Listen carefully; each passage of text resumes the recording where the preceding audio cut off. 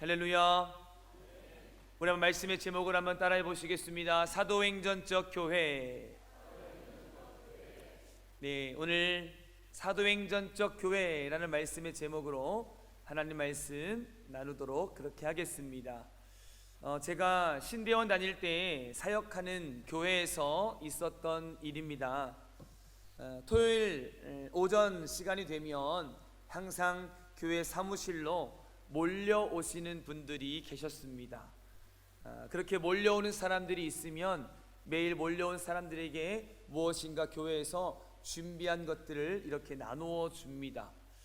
제가 3년 동안 그 일들을 맡아서 오시는 분들에게 물건을 하나씩 얹어주고, 또 때로는 상담도 해주고, 때로는 말동무도 되어주면서 그렇게 적게는 50명에서 많게는 100명 가까운 사람들에게 그것을 이렇게 나누어 줬던 적이 있었습니다. 그게 무엇일까요?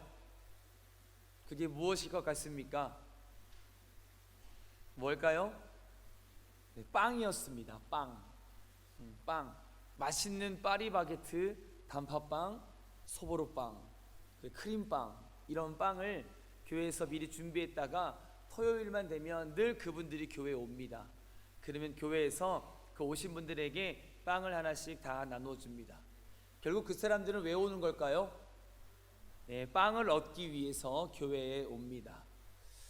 여러분, 교회가, 아니 세상 사람들이 우리 교회를 바라보는 것이 무엇일 것 같습니까?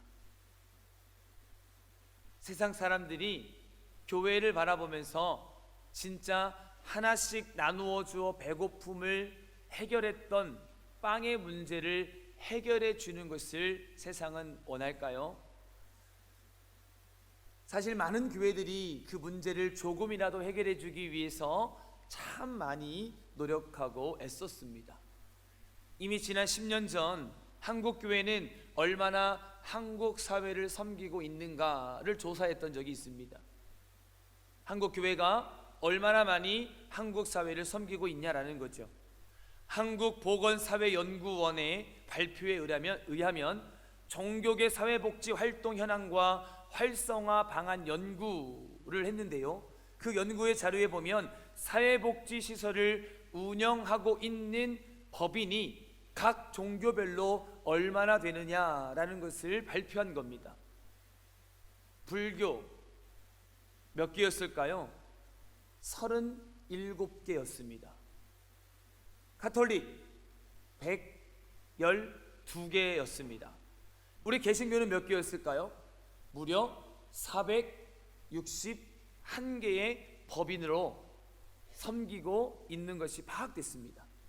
그리고 우리나라 13개 주요 교단의 목회자 9,500명을 대상으로 해서 실시한 조사에 의하면 응답자 58.1%에 해당되는 목사님들이 교회 예산의 20에서 30%를 구제 및 사회봉사에 사용해야 한다라고 이렇게 응답을 했고요, 또 그 중에서 예산의 30% 이상을 사회봉사에 써야 한다라고 응답한 목사님들도 24.5%나 되었습니다. 그리고 실제로 교회가 어떻게 사회봉사를 하고 있는가 보았더니, 사회봉사를 위해서 교회들마다 특별 예산과 특별 헌금을 실시하는 교회가 61.7%나 되었고요, 그리고 더 나아가서 실질적인 불우이웃 돕기를 하고 있는 교회가 38.3%, 또 복지시설을 지원하거나 운영하는 데가 21.2%였고요, 장학사업을 실시하고 있는 교회가 16.7%나 되었다라고 하는 결과가 발표됐던 적이 있습니다. 무엇을 이야기하고 있는지 아시겠습니까? 이미 한국 교회가 사회를 구제하고 열심히 사회에 봉사하는 일들을 힘써 왔다라는 것을 이야기하고 있는 겁니다. 그리고 뿐만 아니라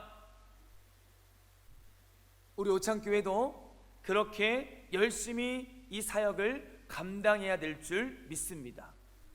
그런데요, 그렇게 사회복지를 감당하는 것 자체가 교회의 진짜 본질적인 모습은 아니더라라는 거지요. 그렇다면 도대체 교회란 어떤 곳이냐라는 겁니다. 그리고 오늘 말씀의 제목이 이야기하고 있는 사도행전에 기록되어져 있는 사도행전적 교회는 무엇이며, 그런 사도행전적 교회가 세상에 줄 수 있는 것은 어떤 것들이 있느냐라는 것을 말씀을 통해 찾아보고자 합니다. 우리가 지금까지 살펴보았던 사도행전 1장과 2장에 기록되어져 있는 말씀은 어떤 내용이었습니까? 교회가 어떻게 탄생했는지, 교회라고 하는 것이 어떻게 시작됐는지에 대한 기원을 우리에게 소개해 줬다면, 오늘부터 시작되어지는 이 3장의 말씀은 그렇게 세워진 교회, 그렇게 시작된 교회가 어떻게 성장했고 어떻게 세상을 변화시켜 나갔는가에 대한 이야기가 오늘부터 시작됩니다. 그렇기 때문에 진정한 교회, 즉 사도행전적 교회를 우리가 알고 싶다면, 그래서 교회가 세상에 무엇을 주어야 하는지를 명확하게 알고 싶다면, 사람들이 이야기하는 교회가 아니라 오늘 말씀이 우리에게 주는, 성경이 이야기하고 있는 교회의 본질을 다시 한번 회복할 수 있는 우리 모두가 되어야 될 줄 믿습니다.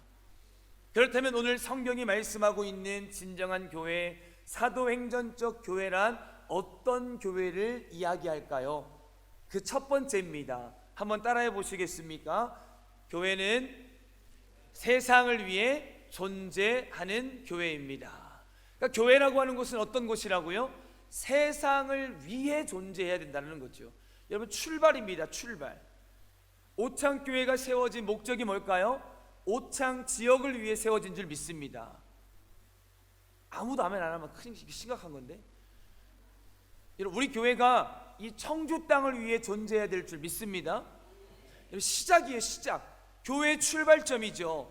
성경을 보십시오. 예수님이 뭐라고 이야기합니까? 너희는 세상의 소금이니 그랬어요. 교회의 소금이라고 말하지 않았어요. 우리를, 오늘 저와 여러분들을 성경은 명확하게 세상의 빛이다 이렇게 말씀했다고요. 교회의 빛이 아니고요, 세상의 빛과 세상의 소금이라고 말씀하고 있다는 거죠. 그렇기 때문에 교회는 세상을 위해 존재해야 되고, 오늘 우리는 세상을 위해 존재하는 공동체를 이루기 위해서 오늘 이곳에 함께 모여든 믿음의 거룩한 백성들인 줄 믿습니다. 오늘 본문으로 들어와서, 오늘 본문의 내용은 그런 거잖아요. 제9시, 지금의 시간으로 바꾸면 오후 3시 정도 됩니다. 늘 오후 3시가 되면 당시 유대인들은요, 성전에 올라가서 뭐예요? 기도합니다.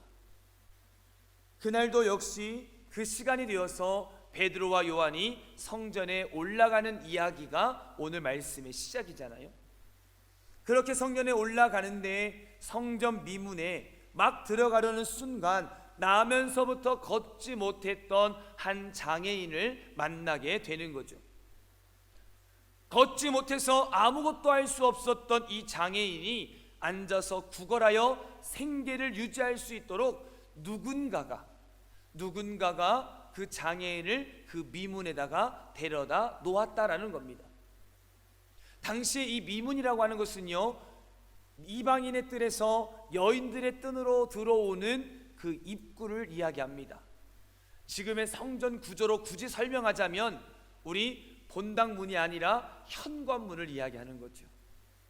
본당 안으로 들어오기 위해서 현관문을 열고 본당문을 열고 본당으로 들어오는 것처럼 본당 입구에 바로 이 장애인 한 명이 자신의 생계를 구걸하고 유지하기 위해서 앉아 있었다라는 겁니다.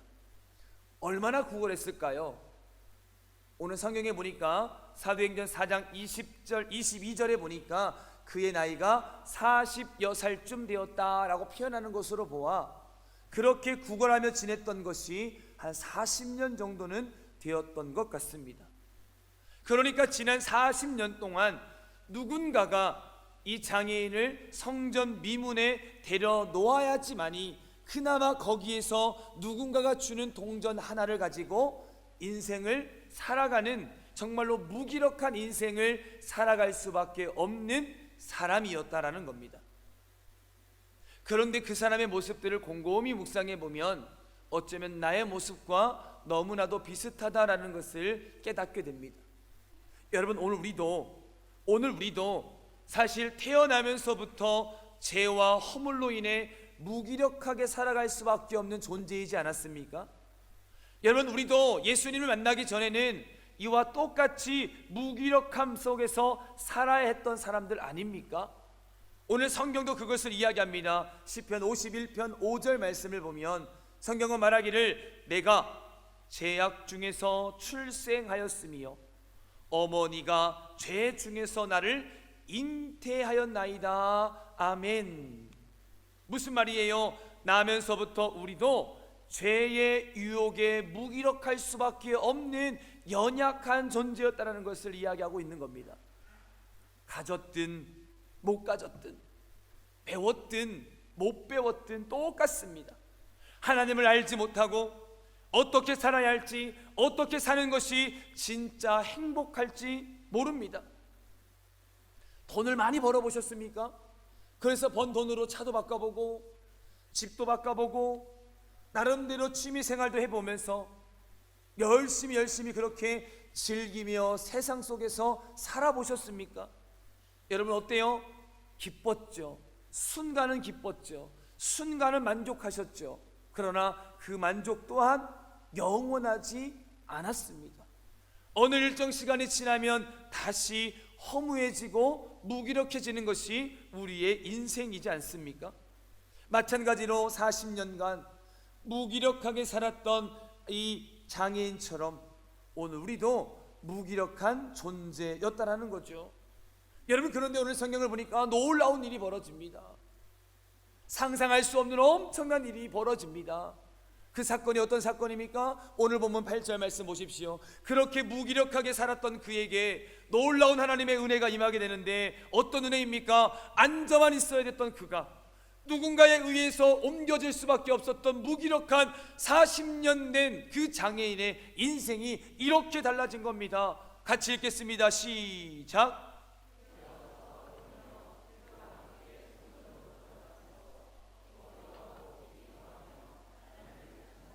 아멘. 보이십니까? 뛰어 서서 걸으며 걷기도 하고 뛰기도 하며 하나님을 어떻게 찬송했다. 할렐루야. 이게 뭐예요? 이게 교회입니다. 아멘. 이게 기독교라는 것입니다. 여러분, 교회는요 일시적인 만족으로 인해 허무와 절망에 빠진 사람들을 완전히 변화시켜 주는 곳이 교회인 줄 믿습니다. 여러분, 그러면 이런 일이 어떻게 가능할까요? 이런 일이 어떻게 생겼습니까? 어떻게 이런 엄청난 기적이 일어날 수 있었습니까? 오늘 베드로와 요한이 3절과 4절 말씀 보면 그 장애인에게 주목했다라고 성경은 말합니다. 성경 보이십니까? 베드로와 요한이 어떻게 더불어 주목하여 이르되 아멘. 자, 보십시오. 태어나면서부터 구걸했던 인생, 40여 년간 미문에 앉아 있었던 인생이 바로 이 장애인 아니었습니까? 그러니 누가 그를 쳐다보기는 했겠습니까? 아무도 관심 없습니다. 아무도 관심 없습니다. 그저 조금 관심 있다면 지나가면서 동전을 집어넣는 것뿐, 누구도 거기 앉아있는 그에게 관심이 없었다고요. 그런데 오늘 성경은 이야기합니다. 누가요? 베드로와 요한이 뭐 했다고요? 주목했다라고 말하고 있습니다. 여러분, 여기서 주목했다라고 하는 것은요 굉장히 중요한데요, 이 블레포라고 하는 이 헬라어는요 그냥 쳐다보다 이런 뜻이 아닙니다. 그냥 단순히 눈맞춤을 하면서 인사하는 게 아닙니다. 여기서 말하는 이 블레포라고 하는 이 헬라어는요 의도적으로 시선을 멈추었다 이런 뜻이에요. 의도적인 바라봄인 거죠. 여러분 한번 보세요. 세상은요 능력 있는 사람에게 시선을 줍니다. 여러분 그렇지 않습니까? 세상은 오늘도 능력 있는 사람에게 관심을 갖습니다. 교회는요 교회는요, 능력 있는 사람에게 시선을 맞출 것이 아니라, 한번 따라해 보시겠습니까? 무기력한 자에게. 여러분, 오늘 우리는요, 교회는요, 무기력한 인생을 주목하는 것이 교회인 줄 믿습니다. 여러분, 그래서 가난한 자의 친구가 되어야 되는 거고요, 소외받은 사람들의 친구가 되어야 되고요, 장애인의 친구가 되어 주어야 되는 거죠. 여러분, 죄와 허물로 망가져 어찌할 수 없는 무기력한 모든 이 땅의 사람들에게 관심을 갖는 교회, 우리 오창교회 되기를 주님의 이름으로 축복합니다. 왜 그럴까요? 왜 그래야 될까요? 하나님 말씀하십니다. 그도 내 사랑하는 나의 자녀라는 거죠. 우리뿐만 아니라 그 무기력하게 살아가고 있는, 아직 주님을 알지 못하는 이 땅에 소외받고 가난하고 어려운 모든 우리의 이웃들을 향해 하나님은 말씀하십니다. 내가 너를 사랑한다. 내가 너를 사랑하기 때문이라는 겁니다. 할렐루야. 여러분, 그래서 교회는 그런 세상에 무기력한 사람들을 바라보고 그 무기력한 인생들을 완전히 그리스도의 복음으로 변화시키는, 그래서 무기력한 세상을 위해 멈춰서서 하나님의 시선으로 그들을 바라볼 수 있는 교회가 되어야 될 줄 믿습니다. 그런가 하면 두 번째입니다. 따라하겠습니다. 세상의 근본적인 문제를 해결하는 교회입니다. 여러분, 제가 첫 번째 교회가 어떻다라고 말씀드렸습니까? 세상을 위해 존재해야 된다 그랬죠. 여러분, 세상을 위해 존재하는 그런 우리 오창교회가 앞으로 그 세상을 위해 무엇을 해야 되겠냐라는 겁니다. 세상을 위해 존재해야 되는 교회가 앞으로 정확하게 그 세상에 무엇을 줄 수 있는 교회가 되어야 하겠냐라는 거죠. 여기에 대한 답도 오늘 말씀은 우리에게 주고 있습니다.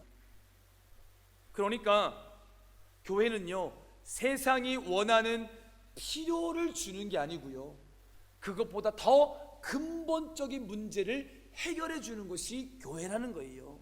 자, 오늘 고침받은 이 장애인을 한번 보십시오. 오늘 5절 말씀 보십시오. 베드로와 요한이 거린을 주목하여 우리를 보라 했을 때 이 거린의 반응입니다. 이 장애인의 반응입니다. 같이 읽겠습니다. 시작. 그가,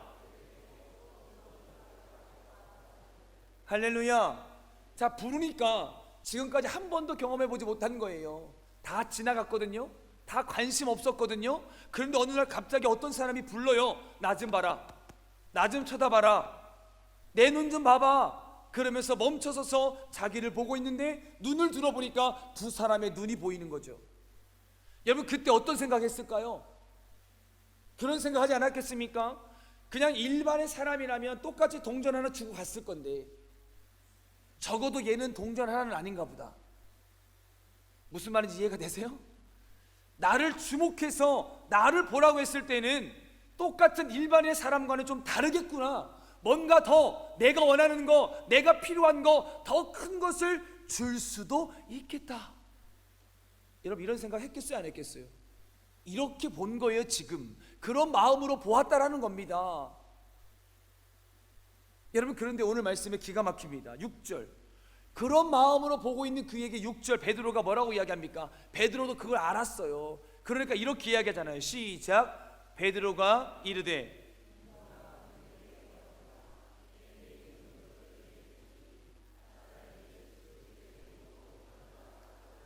할렐루야. 오늘 말씀 보이십니까? 큰 적선을 바라보면서 사실은 베드로와 요한을 바라봤는데 그 마음을 알았던 베드로 요한도 알았던 것 같아요. 저 눈빛을 보니까 엄청난 금과 은을 원하고 있는 것처럼 느껴진 거죠. 그래서 미안한 마음으로, 미안하다, 나에게는 은과 금이 없다 사실은. 그러니까 네가 지금 원하는 거, 네가 지금 필요하는 거 내가 너에게 지금 당장 줘서 너의 어떤 그런 배고픔을 해결해 주지 못해서 미안하다.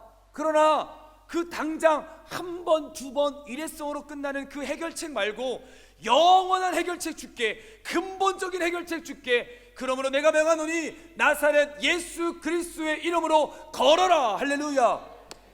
이걸 지금 말하고 있는 거 아니에요? 놀라운 것을 성경은 말하고 있습니다. 그 앉아 있었던 40년 동안 걸어보지 못했던 장애인이 일어나 기뻐 춤추고 노래하며 하나님의 성전을 뛰어다녔다라고 성경은 말하고 있지 않습니까? 할렐루야. 여러분, 단순히 동전 하나가 아니라 단순히 필요한 것 그거 하나가 아니라 근본적인 문제가 해결되어 이제 정상인처럼 똑같이 생활하며 살아갈 수 있는 삶의 문제가 해결되었다라는 거예요. 여러분, 교회가 이런 곳이 되어야 될 줄 믿습니다. 여러분, 내가 필요한 거 없다고 징징대지 마시고, 내가 필요한 돈, 질병의 치유, 어떤 심리적인 안정, 멋진 음악, 멋진 예배당, 사회적 봉사, 여러분 그냥 한 번, 두 번으로 그런 것들을 통하여 만족하여 이례적인 어떤 문제가 해결받는 그런 것들 말고, 진짜 교회가 줄 수 있는, 아니 교회만이 줄 수 있는 더 구체적인 복음, 예수 그리스도의 이름을 말하는, 예수 그리스도의 이름을 통하여 근본적인 문제를 해결해 주는 우리 교회가 될 수 있기를 주님의 이름으로 축복합니다. 여러분이 그럴 때 놀랍게 인생이 바뀐 것처럼 우리도 그렇게 세상의 근본적인 문제, 일시적인 문제가 아니라 근본적인 문제를 해결할 수 있는 생명을 주는 오창교회가 될 수 있기를 주님의 이름으로 축복합니다. 마지막 세 번째입니다. 따라합시다. 세상을 복음으로 변화시키는 교회입니다. 할렐루야. 여러분 보십시오. 그렇게 근본적인 문제를 해결하기 위해서 교회가 가져야 될 분명한 생명, 그게 바로 뭡니까? 그게 복음이라는 거예요. 복음. 여러분, 기독교의 핵심은 복음이잖아요. 여러분, 교회가 지금 그렇게 시작됐잖아요. 지난 1장과 2장의 말씀을 통해서 성령의 역사하심의 은혜를 통해 베드로의 입술을 통해 많은 사람들이 너희들이 십자가에 못 박은 예수가 그리스도시다, 너희가 십자가에 못 박은 예수가 하나님이다, 너희가 십자가에 못 박은 저 예수가 주님이다, 여러분 계속 고백하잖아요. 그분이 우리에게 오셨고, 그분은 진짜로 십자가에 달려 돌아가셨을 뿐만 아니라 부활하셨다, 그리고 우리와 함께 하시면서 하나님의 나라로 승천하시며 우리에게 말씀하시기를 내가 보혜사 성령을 너희에게 보내요 너희와 항상 함께 할 것이다. 할렐루야. 여러분, 이 복음, 여러분 이 복음을 베드로는 지금 전하고 있는 것 아닙니까? 여러분, 그 핵심적인 복음, 그래서 오늘 6절 말씀 보십시오.